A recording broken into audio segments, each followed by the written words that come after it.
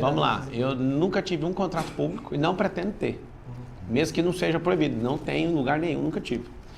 Eu sou CVO do meu grupo, que é o quê? O CEO é o cara que toca uma empresa, é o líder maior. O CVO de um grupo é aquele que é visionário. Eu tenho um cargo que eu não vou na empresa há meses. Só que agora, vencendo a eleição do primeiro turno, eu vou desconectar por completo dessas empresas.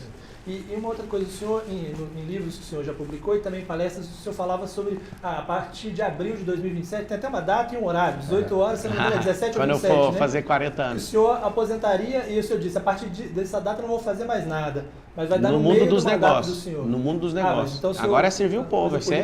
A política para mim é filantropia, ajudar os outros. O senhor dizia que era porque Sim. você tem um determinado momento que você sai do seu auge. Sim. Mas Você então, acredita que eu já, não... você acredita que eu já alcancei isso financeiramente?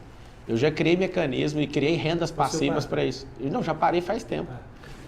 Se eu não fizer nada, eu tenho milhões de reais entrando o tempo inteiro nas empresas, então elas já funcionam sem então mim. A aposentadoria apenas para a vida privada? Porque eu sou filho de funcionário público, eu ouvi a vida inteira meu pai falar, você tem que ter 10 casas de aluguel, você precisa de ter uma aposentadoria. Eu criei uma grande aposentadoria e agora eu vou ajudar você a cuidar da sua vida e isso vai ser muito importante para São Paulo. Candidato, eu queria tocar num tema, que é um tema um pouco mais espinhoso, que o senhor até já respondeu sobre ele no Roda Viva, mas eu queria voltar ele para que o senhor pudesse dar uma explicação para quem achou que de repente sempre, não vamos lá. Tão claro assim, né? Durante a entrevista do Roda Viva, o senhor disse que um General Bank que o senhor anuncia era só um teste, né?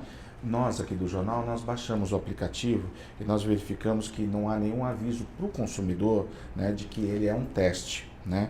Não, é um teste no grupo empresarial, ele funciona, é uma conta corrente normal, vinculada ao ASAS. Exatamente, ao ASAS. Pelo cadastro que permite com que você tenha uma conta, abrindo essa conta por meio do banco do senhor, a pessoa paga R$45, coloca o CPF, faz o cadastro da conta, etc. Mas isso no banco ASAS, que é onde a conta é realmente aberta, é um serviço gratuito. O senhor estaria cobrando, segundo... Não sou eu, porque eu não estou no contrato social. Não, tudo bem. O banco estaria cobrando por um serviço que, na verdade, é um serviço gratuito. Né? Nós consultamos 2 juristas, eu posso falar para o senhor quem são, o Dr. Walter Mairovich e o Dr. Arthur Lemos, que é do Conselho Superior do Ministério Público de São Paulo, e eles disseram que, em tese, numa situação dessa, pode-se dizer que as pessoas podem ser induzidas a erros e que o banco estaria oferindo uma vantagem. Né? Você baixou o aplicativo, você viu o que são os benefícios que as pessoas têm? Foi baixado. Aí ela paga não é para ter a conta, ela paga para ter benefício. E inclusive, já para responder... O benefício que... Desculpe, só para eu... Pode ficar à vontade. Me desculpe. Ali na conta, ele só explica que o benefício, nesse caso, era ter a conta digital. Né? Não está claro que é um teste, não está claro que os outros benefícios... O teste não é com o banco, o teste é eu validar para entrar como sócio nisso. Na operação. Porque assim, se você me der a oportunidade de eu já responder, a gente já pode partir para a próxima. Eu só queria saber se o senhor... entender. Ela não faz parte do meu grupo. A pergunta era se o senhor não acha que as pessoas deveriam ter alguma advertência ali? Não tem, está normal a operação. A operação é lícita e está normal. O negócio aqui é um MVP. O que é MVP? Você que está assistindo. Mínimo viável de um produto. Eu testo muitos produtos para agregar isso no meu grupo empresarial. Nós temos muitas empresas, eu sou investidor profissional, inclusive. E hoje, o meu negócio, hoje não, né? Que agora eu sou o prefeito de São Paulo e eu já estou migrando essa situação, eu faço MVPs. O teste não é sobre o banco. Então, você trazendo o banco não está no meu nome, ele está sendo testado por mim. Eu estou testando a operação para ver se eu aprovo a operação para passar para dentro do meu time, dentro do meu conglomerado. Nos Estados Unidos tem mais de 10 mil bancos, no Brasil tem 140 instituições financeiras, das quais só 12 domina. Eu quero que você abra a mente que você também pode ter um banco. Qualquer empresário pode querer um banco. Mas isso não, a gente não acaba induzindo a pessoa a erro, ela está pagando pagando por uma coisa que mas ela está pagando pelos benefícios que tem lá está descrito os benefícios, lá tem um hall de benefícios. E de novo, então, é só você entrar no saque. Agora, candidato, nós estamos chegando na reta final, que nós temos menos de 3 minutos para o final. Mas tem um assunto que é o assunto que está aí colocado na campanha o tempo inteiro, o Estadão inclusive fez matéria sobre isso, sobre figuras do partido do senhor com condenações ou com investigações relacionadas a tráfico de drogas, vinculação com o PCC. O senhor, no primeiro momento, chegou até numa sabatina a defender que o presidente do partido... Eu fiz o que eu falei lá. Mas depois o senhor... Mas ele não saiu. Mas ele não saiu, eu vou fazer o quê? Ele é o cara que pode pegar uma caneta e me tirar. A prefeitura não tem combinado com ele. Os vereadores começarem a colocar nomes. Não tem combinado com ele. O senhor não pode simplesmente se trocar de partido? Como que eu vou trocar de partido? Eu fico inviável. Não tem como. Estou só perguntando. O meu sonho no Brasil, já respondendo, meu sonho no Brasil é que uma pessoa possa ter sua candidatura independente, porque partido político é o negócio mais assustador que você vai ver. Ninguém do meu perfil consegue viabilizar a candidatura. O Silvio Santos, que ser presidente, nunca que ia conseguir. Não conseguiu e esse povo não deixa. Esse povo que domina esses partidos políticos, eles são um terror. O que está acontecendo hoje? Como ninguém consegue me parar, não vai parar. E se alguém descobrir, me conta que eu preciso parar só um dia para descansar. Só um pouquinho. Ninguém consegue me parar. Aí fica em volta de tudo, caçando coisa na África, caçando não sei o quê. Tá tudo bem. Eu não estou importando com isso. Eu vou te servir de qualquer jeito. O número é 28. Sobre o presidente do partido. No seu partido, as pessoas mas eu não sou o presidente, amigo. Eu não sou o presidente do partido. A viabilidade do partido não é. Eu não sou o presidente. Hoje eu sou a pessoa mais importante do partido. Ótimo. Há uma caneta de alguém, derruba minha candidatura e acabou. Bom, o senhor fica num grupo assim, porque se alguém me convida para um clube onde só tem gente meio estranha... Fala um partido, então, que é o Partido dos Santos não existe. Não sei. Ou seja, nós precisamos lutar no Brasil pela candidatura independente. Por quê? Porque qualquer cidadão que queira fazer, e um cara nobre igual você, que eu estou testificando aqui, você é um cara que não suportaria estar dentro de um partido político. É um negócio assustador, é gente brigando por nada, assim, é um negócio maluco todo dia. Eu louvo a Deus pelo partido que eu tô, porque senão eu não conseguiria disputar. Mas em breve nós poderemos fazer isso individualmente, sem partido político. Eu vou lutar por isso. Eu preciso interrompê-lo apenas porque a gente está com os 30 segundos finais. Eu dou um espaço para que o senhor faça suas considerações finais. É o seguinte, em São Paulo tem jeito. Não faz isso aqui virar uma merda gigantesca na mão do Boulos. Merda não é a palavra. Não, desculpa. Não deixe o Bananinha destruir essa prefeitura. Eles estão há 10 anos. Esse governo é do Dória. O Dória é o dono desse governo. Ele é só um herdeiro. Esse vereador não tem perfil para ser prefeito. Eu peço seu voto. E o primeiro candidato a ser entrevistado é o candidato Pablo Marçal, do PRTB. Seja bem-vindo, candidato. Obrigado e vamos lá. Candidato, eu quero começar, a gente vai falar muito de propostas aqui, mas eu queria começar com uma pergunta sobre política, sobre o cenário atual da eleição em São Paulo. Saiu hoje uma pesquisa do Instituto Atlas que mostra o senhor com 24,4%, enquanto Guilherme Boulos tem 28% e o candidato Ricardo Nunes tem 20%. O senhor tem falado de vencer a eleição no primeiro turno. Como é que o senhor avalia essa pesquisa que mostra o senhor ali no limite do empate técnico com Boulos e um pouquinho à frente, aí, considerando a margem de Ricardo Nunes? A pesquisa que eu estou acompanhando que faz mais sentido é a que acertou a do governador Tarcísio, que é a Veritá. Na Veritá eu estou com 30%. O mesmo Boulos deve estar com 25%, alguma coisa assim. Em outras pesquisas o Boulos está com 21%. Mas o que interessa, na verdade, é que a minha entrada, eu entrei com 5%, subi para 10%, depois 11%, 14%, 16%, 18%, 21%, 24%, 26%, 29% e 30%. Mas o senhor não viu a diminuição do ritmo de crescimento? Mas é normal, né? Você está subindo e se eu continuar subindo de forma exponencial, eu ia estar com 200% já. Então, agora é a hora de virar a volta, de conquistar. Agora, né, depois da exposição e muita gente, esse consórcio comunista do Brasil me atacando, que é o Nunes, com PMDB e companhia, o PSB, juntaram os 4 contra mim, é normal que essa subida agora vai ser a conta-gota, normal. Agora, você vai na rua, é um pouquinho diferente. Você vai ver que a pesquisa é diferente, eu tenho minhas tracks, eu sinto a vergonha de ver uma pesquisa dessa e aqui, você que é eleitor, eu tenho que te contar o segredo das pesquisas. Alguém paga por elas. Pesquisas quali, que trazem mais detalhamento, elas custam milhões. E esses partidos políticos usam seus fundos, eu não tenho fundo eleitoral, não tenho padrinho político, não tenho tempo de TV, não tenho tempo de rádio e até as redes sociais que eu tinha eles tomaram. E mesmo assim eu continuo em primeiro, de 10 pesquisas, 8 eu estou na frente. Essa avaliação que o senhor faz, então? A avaliação é muito simples. O astronauta não ganhava eleição para Senado, o França estava na frente e da noite para o dia a pesquisa que falava que ele estava 14 pontos na frente, ele amanheceu senador da República. Ou seja, não confie nas pesquisas, a pesquisa você tem que checar é o povo. Candidato, Próximo, eu queria fazer uma pergunta sobre gestão, né? Porque o próximo prefeito vai preparar a elaboração do novo plano diretor, né? Que deve ser apresentado agora. E eu queria saber do senhor se o senhor pretende manter os eixos de estruturação da transformação urbana, né? Do plano diretor atual, como eles estão, ou o senhor pretende fazer alguma modificação nesses eixos? O plano diretor ele é revisitado a cada 10 anos. Sim. Então foi 2014 e 2024 agora. Como eu quero construir um símbolo para o Brasil aqui em São Paulo, inclusive melhorando a vida das pessoas na Zona Sul, ali próximo de Interlagos, eu quero construir o maior prédio do mundo aqui, de 1 quilômetro de altura, que é alguns metros a mais que o prédio que tem hoje em Dubai.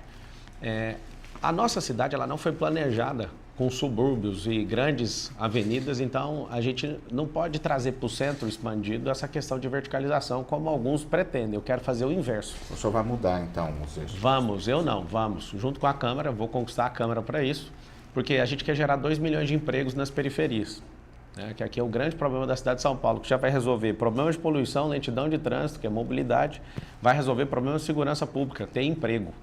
Vão ser 2 milhões de empregos até o final do meu mandato de 1.460 dias e para isso eu preciso verticalizar as periferias. Primeiro, né, quando eu falo periferia. Favela precisa de ter liberação fundiária, precisa de desfavelizar primeiro, né? Não é verticalizar ali não. É nas periferias, ou seja, a cidade de São Paulo concentrou muito no eixo expandido, agora a gente precisa de inverter esse circuito para o lado de fora. Para as divisas, porque a cidade de São Paulo, respondendo e terminando a resposta, ela está rodeada de 38 cidades. É uma metrópole poderosa e a gente precisa de investir nessas capilaridades onde você vai ter emprego aí próximo da sua casa, vai melhorar a sua qualidade de vida e você vai gostar muito disso. Agora, candidato, o plano de governo do senhor fala em aumentar o número de subprefeituras de 32 para 96, né? Ou seja, seria a criação também de vários cargos em comissão de subprefeitos, são os cargos que os vereadores costumam utilizar, inclusive, para os seus cargos políticos, né? Fora os assessores dessas secretarias e tudo. Parece uma proposta de aumentar o tamanho do Estado, não diminuir, uma proposta mais à esquerda. Ao contrário, tem muito prédio, a gente vai diminuir a quantidade de prédios e vai ter economia física. Nós vamos investir em tecnologia para ter esse 156 na mão de verdade e usar isso, mas o que a gente precisa é que a pessoa saiba onde a prefeitura está. Às vezes a pessoa precisa de um cadastro, ela vai num prédio. Ela precisa de pegar um outro serviço, ela vai em outro. Nós vamos unificar isso. A Prefeitura de São Paulo hoje tem 40 mil imóveis. Sim, mas eu digo em termos de cargos, né? O senhor vai Sim, criar mas vai ter menos. Vai ter menos. Não, vai ter uma reforma. 32 para 96. Fora os de 32 para 96 são pontos de atendimento. Por que isso? Então seria eu não vou replicar a administração do Ricardo Nunes, que ela não funciona, ela é inchada. Nós vamos equalizar isso. E o que eu estou falando sobre economia é que, aumentando esses pontos, nós vamos diminuir os aluguéis que tem em prédios, nós vamos pegar prédios da prefeitura e colocar em um prédio só. Hoje você pega várias secretarias, cada uma tem um prédio. A gente vai unificar isso, ou seja, uma subsecretaria hoje às você está em 10, 15 prédios, já está em um só. Isso é economia. E aí a gente vai transicionar isso para tecnologia. Vai criar uma outra subprefeitura. Nós vamos criar as 96, você que está assistindo, são 472 bairros, mais de 1.000 favelas em São Paulo. São 96 distritos. O que eu quero é o que você quer também. Quer ter uma subprefeitura próxima da sua casa. E essa subprefeitura, inclusive, vai ter um negócio chamado GDB, que é o gestor de bairro. Gestor de bairro de 100 quadras, de 10 quadras e de 1 quadra. E nós vamos colocar essa subprefeitura. Você vai ver aí os comerciantes, os moradores, os trabalhadores, todo mundo vinculado. E vai ter uma figura de zeladoria na cidade, assim como tem nos Estados Unidos, que não vai ficar precisando de empreiteira para ficar consertando coisa depois que estraga um ano depois. Eles vão fazer a prevenção disso. Quebrou a calçada? Vai arrumar. A gente tem um problema hoje na cidade de São Paulo, que são mais de 30 milhões de metros quadrados precisando de fazer calçada. E aí, olha o impacto disso. Você pensa, mas isso aí é o problema do dono do imóvel, né? Esse é o problema de todo mundo, porque 30% hoje das entradas nas UPAs é de quê? Acidente por problema de calçada. Sim. A gente vai tratar de zeladoria, candidato, mas eu queria, em relação a essas mudanças que o senhor vê dentro da máquina, uma delas, o que o senhor fala, está ligado com a questão das escolas. O plano de governo do senhor diz o seguinte, abre aspas, agrupar as escolas de acordo com as informações reunidas e elaborar um plano conjunto com as instituições de ensino e seus profissionais para resolvê-las. Eu gostaria de saber do senhor o que significa agrupar as escolas, porque isso pode ter impacto no dia a dia da senhora, do que vai levar o filho dela na escola, ou seja, vai diminuir o número de escolas? Jamais, vai mudar a escola dele, de bairro? Nós vamos transformar a escola pública de São Paulo em uma escola olímpica. E eu digo por quê. Mas o agrupar? O agrupar em escolas. O agrupar é o seguinte, a máquina ela é muito grande e ela está ineficiente. A gente gasta 25 bilhões, salvo engano, no próximo ano a gente vai investir, né? Ou melhor, se for com a estrutura administrativa de hoje, é gasto.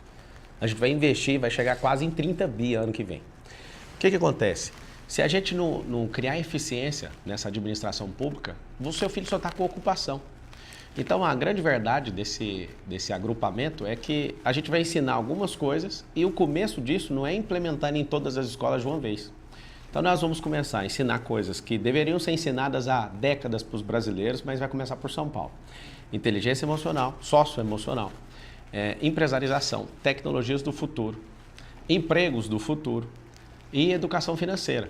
O que é a nossa pretensão? A gente não consegue montar, se não for para o agrupamento, a gente não consegue montar a escola olímpica de uma vez só. Então, nós vamos agrupar numa região, nós vamos começar a testar o modelo. Só para você ter uma noção, um centro olímpico custa de 1 milhão, dependendo do lugar, 1,5 milhão de reais. A gente quer colocar isso em todas as escolas e em todas as periferias. Por quê? O esporte, ele molda caráter. Eu sou esportista, eu sou triatleta e eu posso garantir para você o seguinte, que quem é das artes marciais não briga, a pessoa luta, ou seja, ela muda a mente dela. Das 80 mil pessoas que tem na situação de rua, o que você vai ver? Você vai ver que não tem esportista na rua. Então, nós vamos ensinar para o seu filho que ele pode ter o próprio negócio. O Brasil hoje não tem esse modelo. Inclusive, quem faz faculdade de administração não aprende a mexer com empresa. Ele aprende a ser supervisor de uma empresa, um gerente no máximo. Nós vamos ensinar isso para o seu filho. E é isso que nós vamos fazer na escola. Eu vim de escola pública, sou filho de faxineiro, filho de faxineira, filho de funcionário público. E eu posso falar uma coisa para você. Nós não aprendemos a prosperar. E no governo de São Paulo, da cidade de São Paulo, o seu filho vai aprender. O senhor fala em criar programas com prêmios para os professores por desempenho, né? O senhor já tem ideia de como é que vai ser esse prêmio? Qual o valor? Qual a meta, né, a ser atingida? Se vai estar atrelada de alguma forma ao IDEB? Nós vamos recuperar o número 1 em 4 anos, em 1.460 dias. Nós vamos voltar para o primeiro lugar no IDEB. São Paulo não faz sentido nenhum, São Paulo não está em primeiro, perdendo para estados como Goiás, Paraná, Santa Catarina. Não faz sentido nenhum a gente perder isso. Então, nós vamos recuperar isso. No ensino, hoje, só 38% das crianças estão terminando a fase de alfabetização alfabetizadas. Ou seja, o Bananinha não está dando conta de fazer isso. Inclusive, esse relógio que eu estou usando aqui é de um garoto chamado Theo, lá do Jardim Rosana, e ele me deu esse relógio, e eu prometi para ele que ia ser o governo das crianças e dos mais pobres. Theo, estou aqui com o seu relógio. Mas o prêmio, o senhor tem o valor do prêmio? É o seguinte, quando você tem um plano, e aí aqui fica claro para todo mundo de São Paulo, o plano é para ser votado e depois nós vamos para a parte de projeto.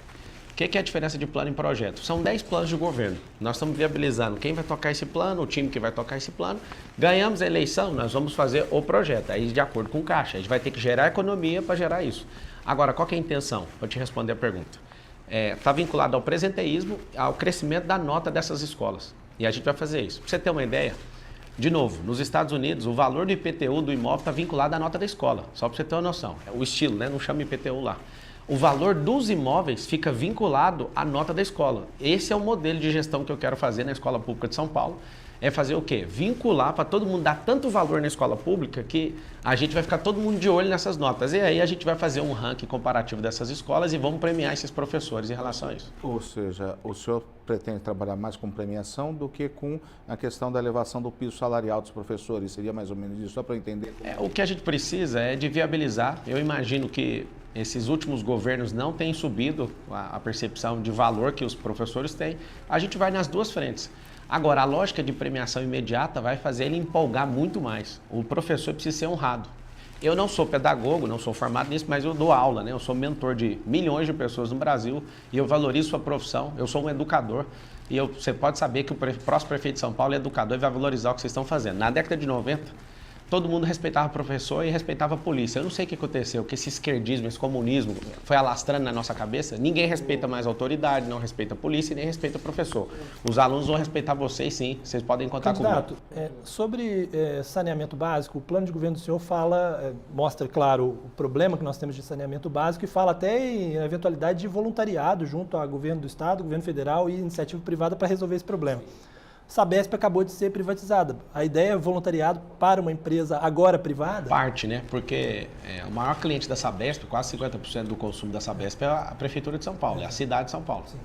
Eu acredito no Tarcísio, apesar dele estar insistindo em apoiar um defunto, todos os dias ele acorda com a missão de ressuscitar um defunto chamado Bananinha. Eu acredito que ela não foi toda privatizada, né? Tem capital privado agora, porque ela não tinha dinheiro no caixa, acho que foi assertivo. O Estado, ele se provou que não dá conta de tocar a si próprio, então precisa da iniciativa privada para dar a celeridade, injeção de capital nisso. Eu acredito que o Tarcísio... Sim, mas o voluntariado faz sentido? Voluntariado, claro, a gente tem mais de 1000 mananciais. Quando eu falo de voluntariado é para ajudar a limpar os rios. Não faz sentido. A gente tem que colocar a política pública de voluntariado e mutirão, que é o que vai resolver. Mas eu digo, não é uma obrigação da empresa? Não, a empresa vai cumprir, só que o povo é o maior detentor e o maior interesse é do povo de resolver. Então, a gente vai trazer. A obrigação do prefeito, por exemplo, zerar a fila de exame de 447 mil. Não tem como, eu vou ter que trazer gente de fora, vou ter que fazer hospital provisório, vou ter que fazer convênio com hospitais particulares. Ou seja, esse modelo de mutirão, que é o que eu estou propondo, e você votando aí no dia da vingança, dia 6 de outubro, do número 28, nós vamos trabalhar muito forte com isso. Candidato, para ficar também na questão do ambiente, né? O programa do senhor diz que os senhores se comprometem em limpar definitivamente o Tietê. Uma proposta que São Paulo escuta há menos 40 anos ou mais, né? O senhor diz que implementando tecnologias, né, para o tratamento das águas. O problema é que a bacia do Tietê, do Alto Tietê, ela é composta por 16 municípios. E é por isso que essa tarefa da limpeza do Tietê normalmente fica a cargo do governo do estado. Qual que seria para o senhor o papel da prefeitura, então? Que o senhor deixasse mais claro para o leitor e para o eleitor. O prefeito mal intencionado, igual Boulos, entrando, não vai limpar nunca. O que está aí já sabe que não vai limpar também porque não limpou. Estão fazendo 10 anos. A Sabesp, eu já falei, quase 50% do consumo, da renda que essa empresa gera é a cidade de São Paulo. Então, se eu não trabalhar de forma bem intencionada com o governador, isso aqui não vai fazer nunca. Então, é meu interesse particular. Eu lembro de uma vez que eu fui comprar uma fazenda e eu perguntei, qual que é o rio que passa atrás? Você precisa saber disso.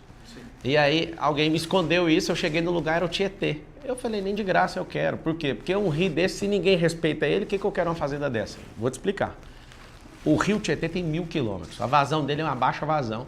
E é um rio que é limpo numa ponta e é limpo na outra. Mas quando passa nessas cidades, e principalmente na cidade de São Paulo, vira o maior esgoto a céu aberto. Então tem que ter política pública de quê? De limpar os mananciais, de fazer tratamento do esgoto dentro da cidade, que a gente não tem esse tratamento. E essa universalização do saneamento básico garante isso.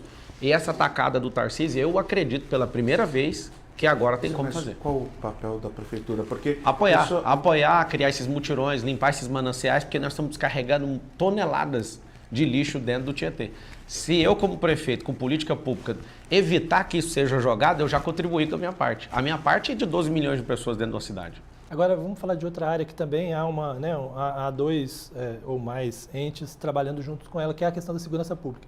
O plano de governo do senhor falava em triplicar o efetivo da guarda. Sim. Recentemente, o senhor já disse que talvez não consiga triplicar. Talvez não. Eu fui para El Salvador, tive com o ministro da Justiça, o Gustavo, e ele me deu uma aula de como combater a criminalidade. E eu ouvi na Guarda Municipal, ouvi na Polícia Militar, né, algumas pessoas da polícia, eu percebi o seguinte: a gente investir nesse mesmo... Hoje a gente tem 7 mil guardas, e nós vamos chamar todo mundo que está aprovado em concurso. Se eu aumento essa guarda desse tanto, eu não consigo valorizar os salários deles. Por quê? Porque vai aumentar. 700 milhões só a folha atual. Sim, a gente consegue, a gente é rico, não precisa preocupar com isso não. Só quando eu chegar na prefeitura, no 1º de janeiro, eu vou mandar revisar todos os contratos e gerar uma economia que você nem imagina. Calma. Tirando a companheirada, esse bando de corrupto, fica tranquilo, vai sobrar dinheiro. O que eu decidi lá, ouvi no Gustavo, e é uma política que eu vou seguir aqui na cidade de São Paulo. Nós vamos aumentar a operação delegada. Quanto mais economia a gente tiver no estado, a gente vai aumentar isso, porque tem no plano de governo aí um anticrime. O que é um anticrime? Nós vamos fazer um jejum em janeiro de crime e a gente vai fechar as entradas dessa cidade. Vamos fazer isso com operação delegada, vou estender isso para a Polícia Civil. E, inclusive, se não tiver, eu duvido, né, mas vai ter, para você entender que a operação delegada é um convênio com o governo do estado, onde o policial militar já vem com a sua farda, já vem com a sua arma, e ele pode atuar imediatamente, porque ele já é treinado, ele tem tirocínio. Sim. Isso já acontece hoje. E nós vamos aumentar. Aumentar em quanto? E não acontece com a Polícia Civil. Não, mas em quanto? De acordo com a disponibilidade de caixa. A gente vai aumentando progressivamente. Existe uma questão que é também, o senhor deve saber disso, que é a questão do, vamos dizer assim, do efetivo e de como você distribui esse efetivo pelos turnos de trabalho. Há um limite, ou seja, aumentar o policiamento com o atual efetivo... É um limite por área, né? A gente vai aumentar as áreas, são 96 distritos. E você que está preocupado com a segurança pública, que é o número 1 item de maior problema nessa cidade. O distrito mais perigoso hoje é o distrito de Pinheiros. Nós vamos começar por ele, expandindo até o último. Até o último aí, em São Mateus, onde tiver, nós vamos levar esse policiamento. E vai ser como a progressão disso? Fechando a resposta. Progressão vai ser de acordo com a disponibilidade de caixa e o convênio que a gente tem. Agora, a gente pode reformar isso. Inclusive a Polícia Civil saiba, nós vamos estender para vocês também. Caso, eu duvido que não tenha interesse, né, dos policiais, que eles preferem trabalhar dessa forma, nós vamos aumentar o valor. De novo, nós vamos gerar economia no Estado para fazer essa progressão. Não são funções distintas? Quando o senhor fala da Polícia Civil, a Polícia Civil mas trabalha depois do crime. Não, então, só que eles têm tirocínio. Por que eu vou abrir para eles? Não, então. Só que eles podem fazer a parte investigativa também e podem, nesse anticrime, se a gente não usar todas as nossas forças, inclusive vou convidar o presidente, o atual mandatário da presidência da República, para a gente combater o crime aqui nessa cidade, que é o item número 1 da cidade e pode contar com o xerife aqui que eu vou resolver isso. O senhor, quando fala vai convocar o atual mandatário, você está falando do Lula, o senhor considera que então vai ter uma boa relação, espera ter uma boa relação com ele? Olha, a questão de relação vai depender dele, que eu sou republicano. O que é republicano? Eu sou uma pessoa que na hora que acabar a eleição, a gente precisa governar. Se ele vier a São Paulo, o senhor vai receber? Claro, ele é presidente do Brasil. Eu não estou contra ele, não. Eu luto para que ele faça as coisas certas, que ele diminua o imposto como o Bolsonaro diminuiu, que ele seja um cara que não gaste tanto dinheiro igual está gastando, que ele não interfira no Banco Central. Eu estou a favor, eu quero que ele dê certo. Eu sou brasileiro. Lula, eu torço para que você dê certo e vou te receber aqui na cidade de São Paulo com maior tranquilidade e vou precisar da sua ajuda aqui para a gente governar. A gente vai voltar a falar de propostas, mas aproveitando já que a gente estava falando sobre Lula, eu queria falar sobre a relação do senhor com o Bolsonaro, né? O senhor, né, tem um público mais ou menos parecido com o dele em alguns aspectos, né? O eleitorado, quando a gente vê o eleitorado que votou nele, metade do eleitorado dele está com o senhor, mas nos últimos dias ele soltou ali um vídeo nas redes, reclamando do senhor no 8 de janeiro, falando que o senhor foi... 8 de janeiro? No 8 de janeiro eu estava nos Estados Unidos e ele também. No 7 de setembro. Nós dois estávamos nos Estados Unidos, na mesma cidade. Reclamou do senhor no dia 7 de setembro? Reclamou não. Reclamou. O que ele falou? Ele disse que o senhor foi um traidor, que o senhor ele não falou chegou isso, no final, sim, o vídeo que ele traidor? Ele falou sim, isso? No vídeo que, caramba. É o vídeo que ele compartilhou. Ele verbalizou? Não é ele falando, ele compartilhou. Isso aí é fofoca então. O senhor considera ele que compartilhou aonde? Compartilhou no WhatsApp. Você viu? Com aliados dele. E você viu no Sim. WhatsApp? Caramba, isso é fofoca, irmão. Você acha que ele não faria isso? Isso é fofoca. Compartilhou no WhatsApp, você viu que era ele? Compartilhou. O senhor pode dizer que não é ele, você pode alegar que foi o filho dele. Não, eu não vou alegar nada, isso pra mim é fofoca. Como eu vou combater fofoca? Porque na outra vez que o senhor discutiu nas redes sociais com ele, o senhor disse que na verdade foi o Carlos. Não, na verdade não. É o Carlos que usa. É o Carlos que usa a rede social. Mas hoje a relação tá como? Tá normal. Depois que passar a eleição, fica tudo bem. Não tem problema. O público o senhor não acha que ele tem um certo ciúme, que o senhor está ali... Um capitão do exército ter ciúme de macho, eu acho que isso não faz muito sentido. Isso aí é locubração. Aquele episódio lá da bandeira, que o senhor disse que viu que foram funcionários da prefeitura... Não, eu disse não. Eu tenho um vídeo, eu postei. Eu não sei por que a justiça mandou tirar o vídeo, mas o funcionário da prefeitura... Tem os dois. A bandeira já estava lá, mas por que o funcionário está esticando? Ele está esticando por quê? Porque passar onde? O cara pode passar na calçada. Então, o senhor... Aquela bandeira, o senhor disse que não... Não, aquilo lá, o que é isso? Eu que mandei para a imprensa falando, isso aí está destruindo um símbolo nacional. Por que o senhor acha que ele não apoia? Eu mesmo mandei, aquilo não faz sentido. Aquilo é coisa de apoiador, de gente maluca, sei lá da onde. E por que o senhor acha que ele não apoia o senhor? O presidente Bolsonaro? Olha, só o fato dele não ter paixão no Nunes, parece que ele está me apoiando. É um sentimento, e todo mundo tem esse mesmo sentimento. Mas ele estava, por exemplo, quando o Nunes foi lançado candidato, ele tem um vice. Não, ele tem um vice. Ele tem um vice. Sabe por que ele tem um vice? Porque o Bananinha ia colocar a Marta Suplicy de vice e o Bolsonaro não deixou. E quando eu almocei com o Bolsonaro, eu fiz votos e não pedi nada para ele. Eu fiz votos que ele conseguisse mesmo colocar. Vou te falar por quê. Colocando um vice que é do PL, a gente ganha a eleição no primeiro turno. Por quê? Porque a esquerda vota ideologicamente. Ideologia é telhado. Nós... que não é um movimento bolsonarista, não é marçalista, é um movimento que é cristão. É um movimento conservador, que vem antes de todos nós. Esse movimento vota por princípios. Vocês podem, quando eu falo vocês, me desculpa que vocês não fizeram isso ainda, mas a mídia inteira pode me atacar, o consórcio comunista do Brasil pode me atacar, as pessoas sabem pelos princípios que nós vivemos. Eles não estão nem aí pelo que vocês estão falando. Vocês, desculpa, que vocês não fizeram ainda, que a mídia está fazendo. Então, assim, sobre o Bolsonaro, eu acredito que ele me apoiaria se eu tivesse vindo em outubro do ano passado. Eu quis entrar, porque eu vi que sacaram o Salles, tá muito simples, eu não iria disputar a Prefeitura de São Paulo. E o que está chocando o sistema? Eu já termino. O que está chocando o sistema é que um cara sem as suas redes sociais, sem fundo eleitoral, sem TV, sem padrinho, sem ninguém, sem coligação nenhuma, está em primeiro lugar na maior parte das pesquisas.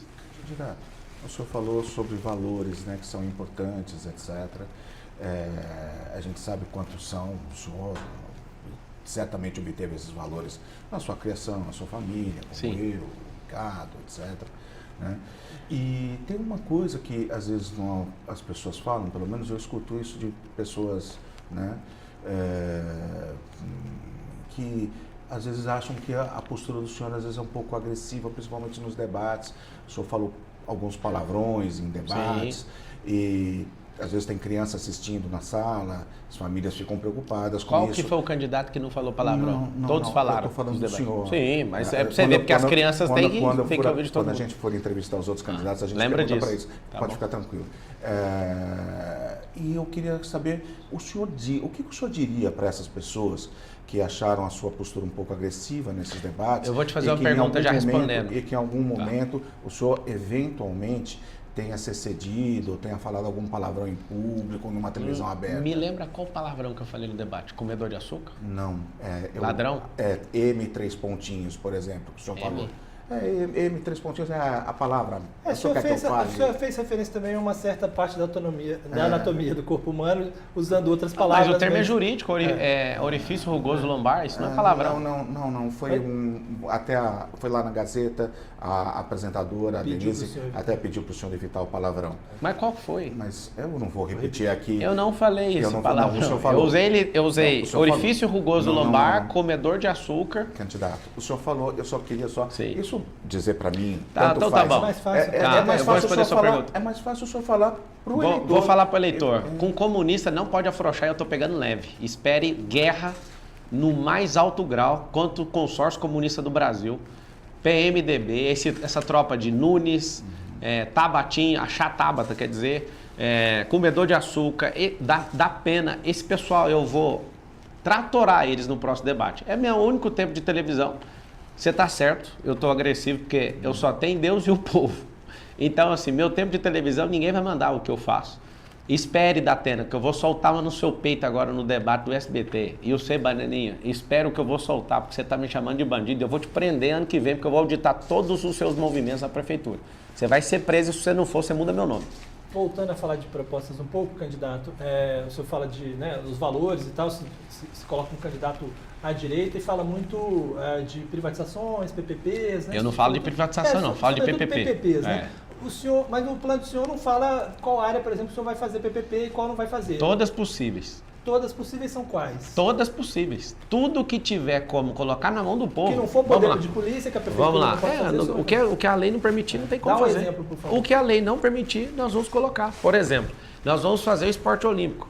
O que a gente precisa fazer? A gente precisa de ter iniciativa privada para fazer esses centros olímpicos. Porque se for no poder público, eu vou entregar o primeiro no segundo ano. Então, se eu abrir parceria público-privada, em alguns meses está pronto.